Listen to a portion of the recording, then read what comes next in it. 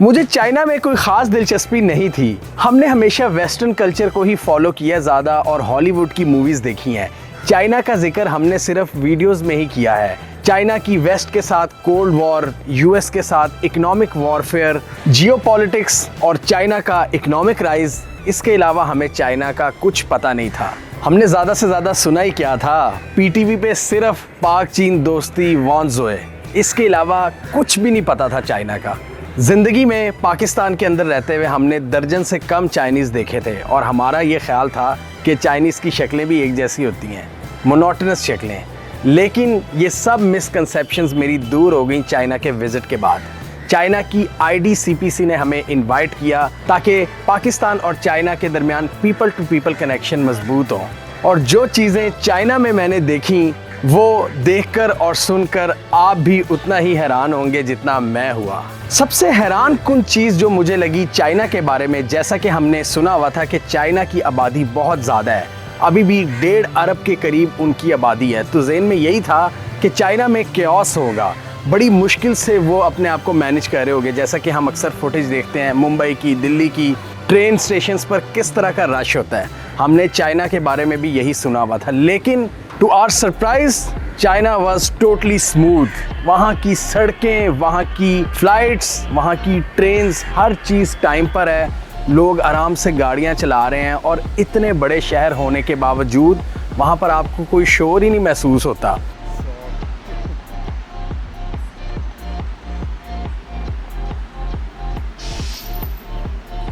China में इस वक्त हम खड़े हैं और हमें हर जगह टेक्नोलॉजी की भरमार नज़र आ रही है। हमें स्कूटीज़ नज़र आ रही हैं, इलेक्ट्रिक व्हीकल्स का लोग इस्तेमाल कर रहे हैं। पॉपुलेशन इतनी ज़्यादा है लेकिन कोई शोर आपको नज़र नहीं आ रहा क्योंकि हर अगला बंदा इलेक्ट्रिक व्हीकल को यूज़ कर रहा है और चाइना में अपनी, चाइना के अंदर बनी हुई गाड़ियों को वो इस्तेमाल कर रहे हैं और बहुत ही ज़बरदस्त तरीके से इन्होंने अपना पूरा ट्रांसपोर्टेशन सिस्टम उसको मैनेज किया हुआ है। जैसे पाकिस्तान में अभी मैं रिकॉर्डिंग कर रहा था तो लोहे रद्दी वाला बार बार चक्कर लगा रहा था। चाइना में कोई शोर नहीं है। इतनी बड़ी पॉपुलेशन को वो जिस तरह मैनेज कर रहे हैं वो माइंड ब्लोइंग है। हम चाइना की तकरीबन 4 स्टेट्स में गए और 5 से 6 शहर हमने विज़िट किए। हम चाइना के 5वें बड़े शहर ग्वांगझो भी गए जहां पर बहुत ज़्यादा आबादी है और वो पूरी दुनिया का ट्रेडिंग और बिज़नेस हब है। चाइना का वो मेन हब है, पूरी दुनिया से ताजिर वहां पर आते हैं और सामान लेकर जाते हैं। इवन उस शहर में हमें कोई नॉइज़ पोल्यूशन फील नहीं हुई, वहाँ पर भी सारा सिस्टम रवां दवां था। मतलब आप खुद अंदाज़ा लगाएं, इतनी बड़ी पॉपुलेशन, गाड़ियाँ चल रही हैं, स्कूटीज़ चल रही हैं लेकिन कोई शोर ही नहीं है और स्कूटीज़ इतने आराम से सर्विस रोड पर चल रही हैं, सर्विस लेन के ऊपर, कि वो किसी से टकराती भी नहीं है। उनका मैथ इतना ज़बरदस्त है और ज़्यादातर स्कूटीज़ और इलेक्ट्रिक व्हीकल्स को चलाने वाली औरतें हैं। पाकिस्तान, यहाँ पर ज़्यादातर बाइक्स मर्द हजरात चलाते हैं और ना सिर्फ वो भी आपस में टकरा रहे होते हैं बल्कि गाड़ियों वाले भी टकरा रहे होते हैं। आप सुबह ऑफिस जाते हैं, 20 मिनट के सफ़र में आपको 3 से 4 छोटे मोटे एक्सीडेंट तो देखने को मिलते हैं। लेकिन चाइना में मैं 10 दिन रहा, इतनी ज़्यादा स्कूटीज़, इतनी ज़्यादा गाड़ियाँ, मैंने एक टक्कर भी नहीं देखी। कोई किसी से टकरा ही नहीं रहा, हर कोई जा रहा है। मैथ उनकी इतनी ज़बरदस्त है, उनका विजन क्लियर है, यानी उनके दिमाग के अंदर जो कैलकुलेशन है वो बड़ी ज़बरदस्त है। कभी हम पाकिस्तानी सर्विस लेन पे चल रहे होते थे तो पीछे से कोई खातून स्कूटी पे आ रही होती थी, वो बड़े आराम से अपना रास्ता बना लेती थी। ये चीज़ मुझे बड़ी इम्प्रेसिव लगी कि ना सिर्फ हुकूमत बल्कि लोग भी बड़े अच्छे तरीके से मैनेज कर रहे हैं और 1.5 अरब की आबादी को जिस तरह हुकूमत मैनेज कर रही है वो समझ से बाहर है कि यार ये हो क्या रहा है। अगर इतनी आबादी पाकिस्तान में हो तो हमारा क्या बनेगा। जिस तरह उन्होंने इंफ्रास्ट्रक्चर फैलाया हुआ है, जिस तरह वो अपनी 1.5 अरब की आबादी को खाना खिला रहे हैं, वो देखने लायक है। एवं नहीं, हमने सुना था कि चाइना ने 800 मिलियन लोगों को, तकरीबन 80 करोड़ लोगों को गुर्बत से निकाला था। तो ये चीज़ हमने अपनी आंखों से देखी है कि हर बंदा वहाँ पर काम कर रहा है। और ये भी एक बड़ी इंटरेस्टिंग चीज़ मैंने ऑब्ज़र्व की वहाँ पर कि हर बंदा काम पर लगा हुआ है, हर बंदा काम पर लगा हुआ है। वो जा रहा है, अपना काम कर रहा है और अपनी ज़िंदगी गुजार रहा है। चाइना की हुकूमत की तरफ से एक ऐसा सिस्टम है कि हर बंदा अपने काम में लगा हुआ है, कोई फारिग नहीं है। मेरे हिसाब से चाइना की तरक्की का राज टेक्नोलॉजी नहीं है, जैसे बाकी दुनिया कहती है कि चाइना टेक्नोलॉजी में बहुत आगे जा रहा है। मेरी अपनी ऑब्जर्वेशन के हिसाब से चाइना का जो ह्यूमन रिसोर्स है वो चाइना की सबसे बड़ी पावर है।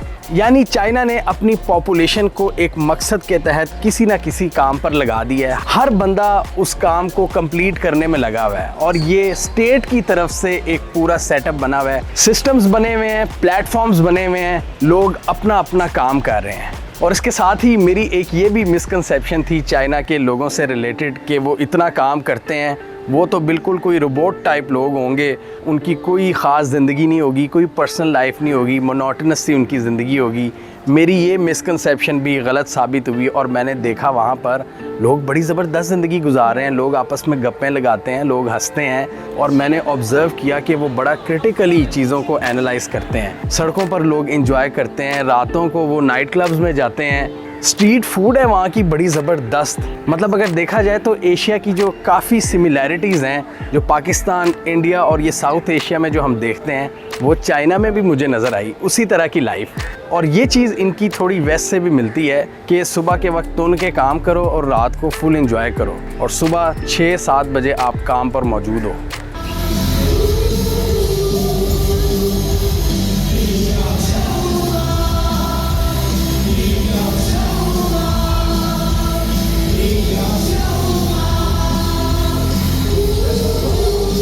और एक और जो बहुत बड़ी चीज़ देखी, जो हम बाकी दुनिया में भी देखते हैं और पाकिस्तान में हमें मिसिंग नज़र आती है, वहाँ का वर्क एथिक ज़बरदस्त है। लोग फुली डिसिप्लिन्ड हैं, पंक्चुअल हैं, सुबह 6-7 बजे जैसे मैंने पहले कहा काम पे चले जाते हैं और पूरी लगन से अपना काम करते हैं। हम वहाँ पे कुछ ऑफिसेज में भी गए, हम उनकी वीडियोस बना रहे थे, लेकिन मजाल है किसी ने हमारी तरफ देखा हो, हर कोई काम में मसरूफ़ था। पाकिस्तानी ऑफिसेज में हम अक्सर देखते हैं कि लोग बड़ा ही कैजुअल होके बैठे होते हैं, लेज़ी होके बैठे होते हैं, चाय पी रहे होते हैं, कॉफ़ीज़ पी रहे होते हैं, लेकिन चाइनीज़ काम कर रहे होते हैं काम के वक्त।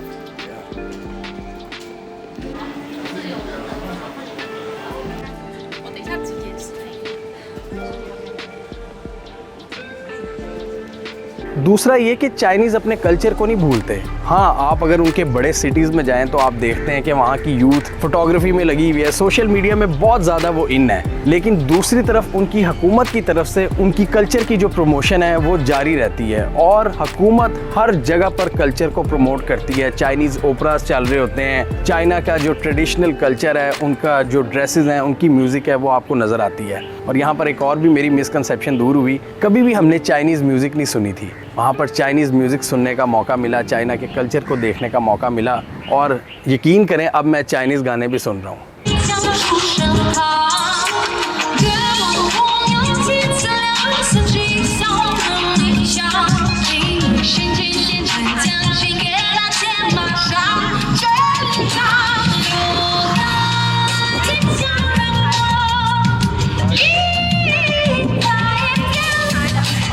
और मैं ये बिल्कुल एग्जैजरेट नहीं कर रहा, ये चीज़ें असल में हुई हैं मेरे साथ, तो मेरा दिल किया कि आप लोगों के साथ मैं शेयर करूं। एक और बड़ी इंटरेस्टिंग बात, हमने ज़िंदगी में कितने ही चाइनीज़ देखे थे, मेरा हमेशा से ये ख्याल था कि चाइनीज़ इतने गुड लुकिंग नहीं होते और ये बात मैंने चाइनीज़ दोस्तों को भी बताई उनके मुँह पर कि यहाँ आने से पहले मेरे जहन में था कि जी आप लोगों की शक्लें मोनोटोनस हैं, एक जैसी शक्लें हैं, लेकिन चाइना में जाकर पता चला कि बिल्कुल पाकिस्तान की तरह वहाँ पर भी बहुत खूबसूरती भी पाई जाती है, बहुत ज़्यादा एक्स्ट्रॉर्डिनरी खूबसूरत लोग भी हैं और ऑर्डिनरी लोग भी हैं। इस चीज़ ने मुझे बहुत ज़्यादा हैरान किया। Hey, handsome man.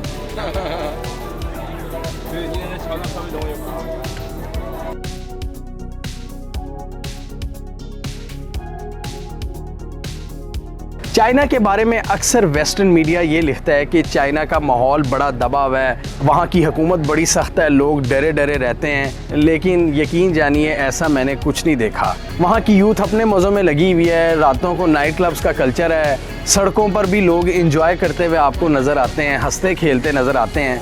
मतलब हुकूमत ने एक ऐसा सिस्टम बना दिया है जिसके तहत लोग कमाते हैं और खुश रहते हैं।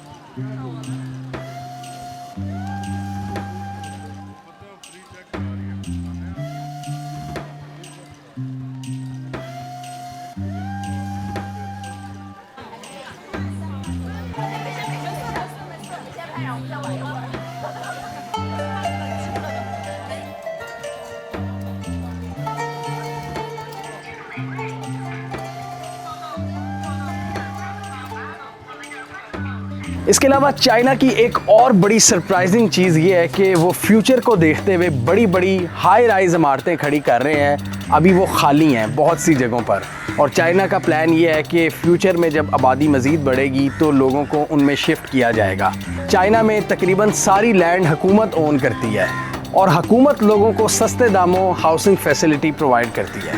जब मैं चाइना में था और डेली हम कुछ ना कुछ डिफरेंट एक्सप्लोर कर रहे थे, कुछ नई चीज़ को विज़िट कर रहे थे, तो मुझे ऐसे लग रहा था मैं किसी भूल भुलैया में हूँ। शुरू में तो चाइना आपको अपने हिसार में जकड़ लेता है, बहुत कंफ्यूज कर देता है कि यार मैं किधर आके फंस गया हूँ। आपकी आंखें फटी की फटी रह जाती हैं। मतलब अगर आप डिफरेंट चीज़ों को ऑब्ज़र्व कर रहे हैं, ऑब्वियसली हमारा एक प्लान टूर था, तो जो चीज़ें हमें देखने को मिल रही थी वो बिल्कुल माइंड बॉगलिंग थी और ऐसे लग रहा था कि आप किसी पहेली को सुलझाने में लगे हुए हो। आहिस्ता आहिस्ता हमें समझ आई चाइना की डेप्थ और चाइना की डाइवर्सिटी, और हर अगला दिन चाइना की डाइवर्सिटी को शो कर रहा था। हमें पता लग रहा था कि चाइना कितना वसी है, और जो हमारी मिसकंसेप्शंस थी चाइना के हवाले से कि चाइना मोनोटोनस है, चाइना में कोई लाइफ नहीं है, चाइना में लोग रोबोट्स की तरह ज़िंदगी गुजार रहे हैं, ये सब मिसकंसेप्शंस मेरी गलत साबित हुई। चाइना में लोग बड़े ज़बरदस्त ज़िंदगी गुजार रहे हैं, चाइना में डाइवर्सिटी है, उनका कल्चर बड़ा ज़बरदस्त है, उनकी म्यूज़िक, उनके फेसेस, उनका लाइफस्टाइल, मतलब एक अलग ही दुनिया है जिसको एक्सप्लोर करने का बहुत ही मज़ा आया है। मतलब मैं वो बंदा हूँ जिसने कभी सोचा भी नहीं था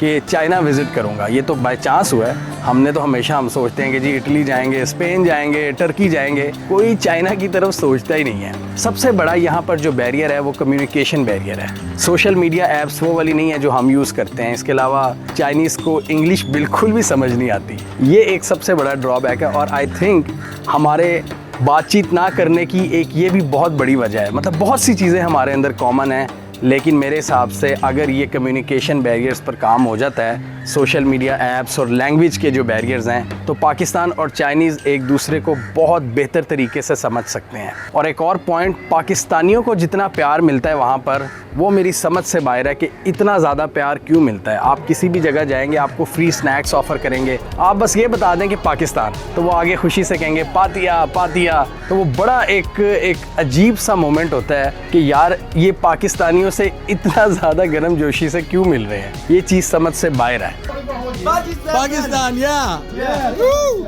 Chinese in France. Yes. Mansoy. You guys are really cool. Pasha. Right? I think इसमें उनकी हुकूमत का भी किरदार है कि उन्होंने हमेशा से हमारा एक पॉजिटिव इमेज रखा है लोगों का, और अब चाइना की हुकूमत मज़ीद पीपल टू पीपल कनेक्शंस चाहती है कि डायरेक्ट लोगों का राब्ता हो। मैंने ये कभी नहीं सोचा था कि चाइना के विज़िट के बाद मुझे चाइना से प्यार हो जाएगा, क्योंकि मेरे चाइना के बारे में बिल्कुल डिफरेंट ख्यालात थे। चाइना जाकर ही मालूम हुआ कि चाइना कितनी ज़बरदस्त जगह है। मेरी रिक्वेस्ट है पाकिस्तान और चाइना की हुकूमत से कि कम्युनिकेशन बैरियर्स को ख़त्म करने के लिए इक़दामात किए जाएं और पीपल टू पीपल कनेक्शन को मज़ीद फ़रोग़ दिया जाए।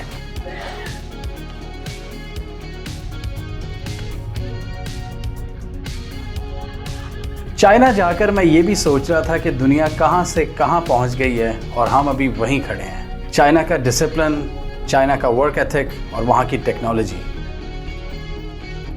पाकिस्तान के लिए चाइना से सीखने को बहुत कुछ है।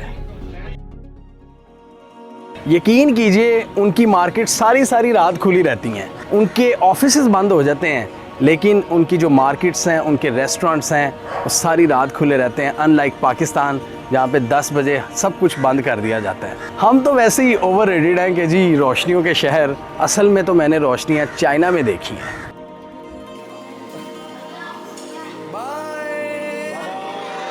इन सब चीज़ों की दास्तान जो मैंने ऑब्ज़र्व किया और जो मैंने रिकॉर्ड किया, आपको बताऊंगा अपनी चाइना की सीरीज़ में। चाइना टूर की वीडियोस हमारी रेगुलर वीडियोस के बीच में आती रहेंगी। 。